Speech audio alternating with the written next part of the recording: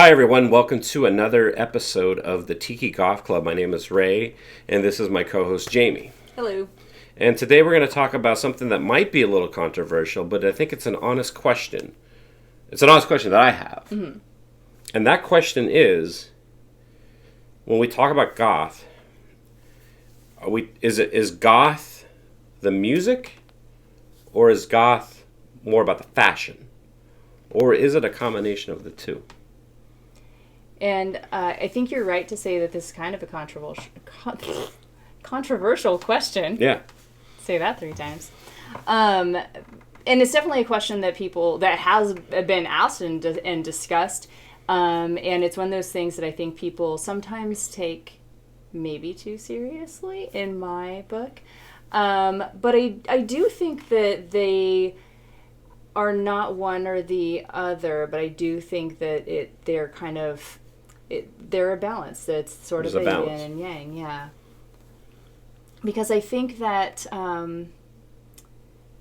with goth, with the look, the overall aesthetic of goth goes well. It pairs nicely with the sound of goth. Yeah. Because you have darkness. Yep. There's an element of sadness in a lot of it, maybe some anger. And with that sort of darkness, you have a lot of dark clothing. In a lot of goth music, you also have some sort of like romantic sort of notions going, like Victorian sort of, there's some orchestral arrangements and kind of dirges that sound like they could have been, penned by, a composer, 200 years ago. Okay.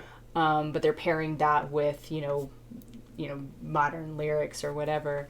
And so when you get some of the clothing that has that sort of Victorian flair or whatever, and it works with the music as well, just if you start kind of slicing and dicing the different types of goth.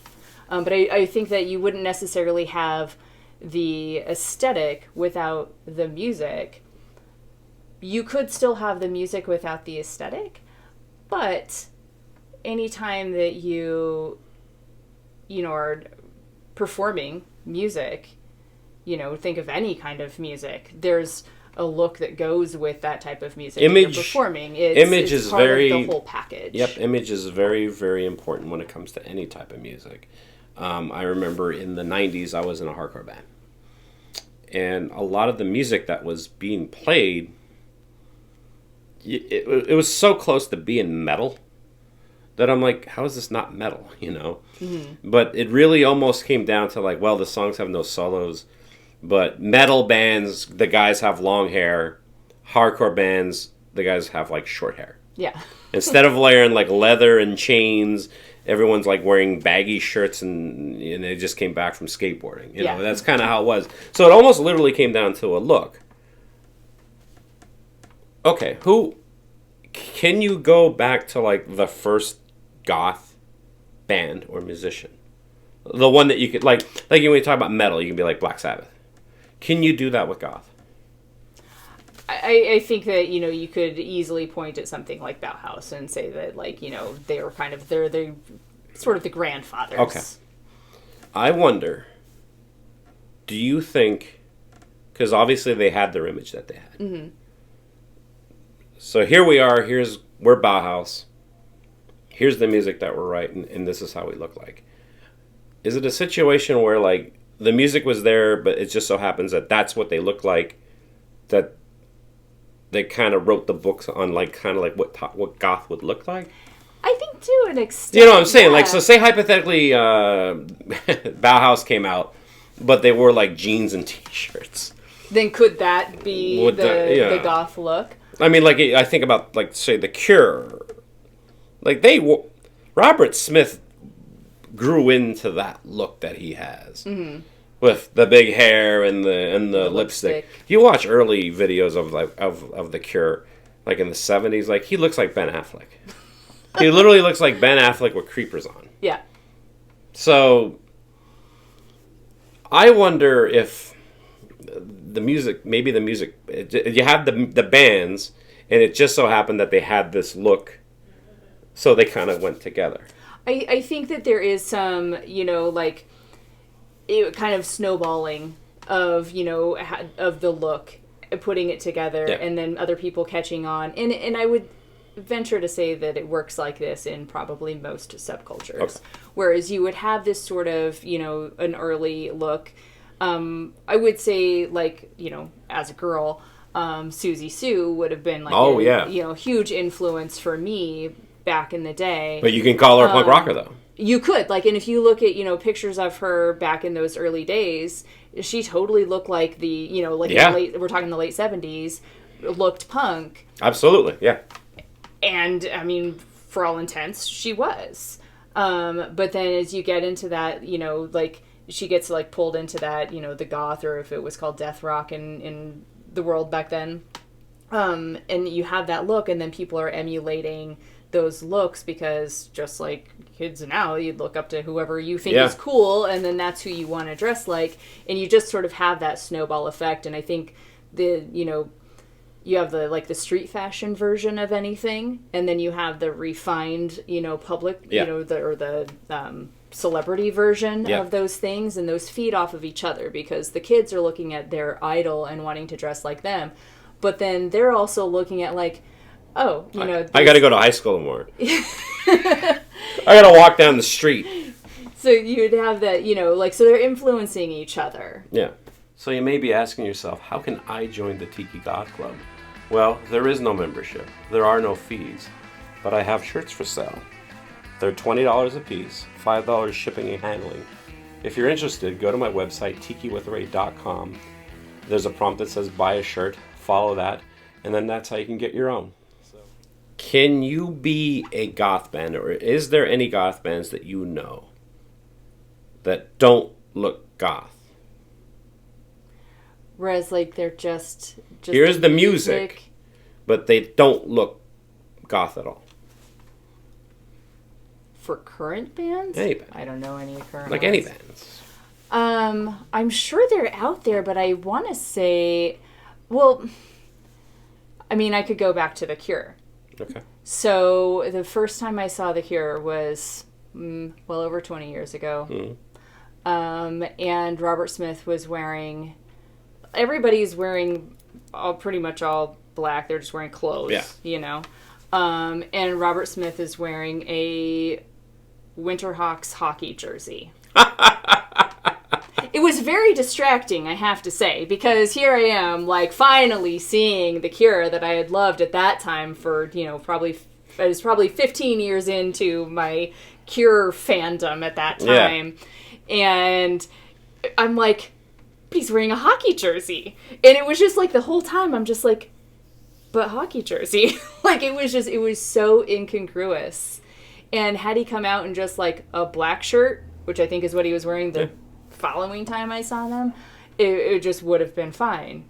But like, just take the hockey jersey off. I was like, this is confusing. But that, again, is a band where, yes, they're goth, but not all of their music sounds gothy, No. So a lot of it's very poppy. That's really very, very poppy. It makes me think of, there's a band. You ever heard the Dum Dum Girls? They're an all-girl band. They were pretty popular, or at least their popularity was the highest, kind of like around the mid-2000s. Okay. It's an all-girl band, pseudo-surfy, pseudo-punk rockish, a lot of echo, a lot of reverb. Mm-hmm. They're singing and stuff like that, but their whole thing is, like, they're all girls, and they all wear almost like these, like, all black Victorian dresses that are short with tights. And that's their look. Mm-hmm. And that's what they're known for. And I remember there was a big deal because there was, like, one point in their career, or, like, one tour where, like, they were all white. It was like, whoa, hey, everyone's like... And then the one girl, they all have black hair. Like, I think maybe except for one girl who had, like, red hair. But, like, the main singer, like, was always... Then she dyed her hair blonde. And it was, like, such a... Like, everyone was like, oh, my God. I'm just thinking that you have to have the both together. Because I'm sure there are bands that look goth, but the music they're playing is not goth whatsoever. It kind of reminds me about the question when it comes to tiki bars. When does a tiki bar stop being a tiki bar? is a tiki bar because they serve tiki drinks? Or is it a tiki bar because there's actually tikis in it, or is there's the environment? What do you think? And I think that's another one of those things that's just sort of all inclusive, because and again, when you start to slice and dice things and get really like, have like sort of a checklist of what needs to be present for it to be considered a thing, because there's a difference between like a beach bar and like a Jimmy Buffett Margaritaville bar and a tiki bar and a fern bar.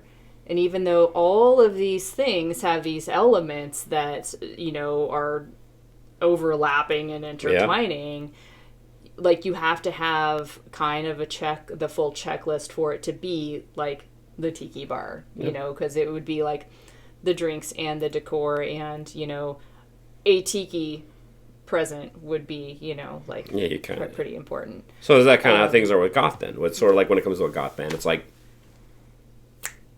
so you have to have like the sort of checklist of things. And not even a checklist, it was just more of like a subconscious thing where it's like, when you see it and you know it, there you go. Yeah. And if you're certain, if you're like, they look good, they sounded. Well, and that's the other thing too, with like when it comes to like the aesthetics of something, you could go to Hot Topic and buy a whole outfit and be like, yep, I'm goth here. Or you could like put more effort into it and not just buy a prescribed outfit. It's just like with tiki. Like I could go to Old Navy and buy a Hawaiian shirt and call it good. Or I could like, put something together that's a little bit more unique and put accessories with it and make it a whole thing.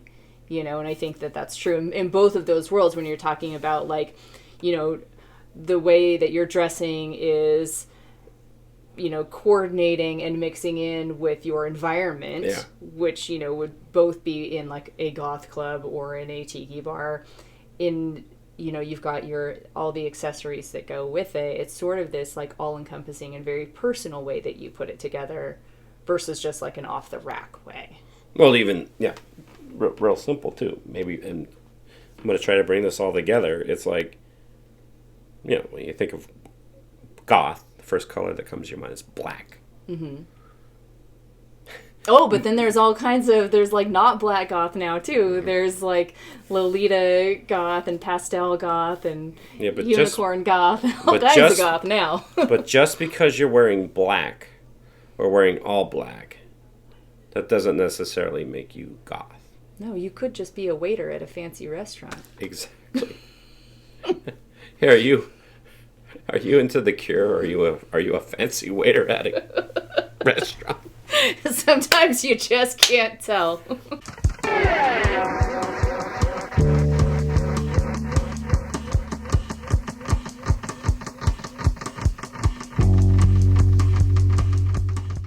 We'll end it with this.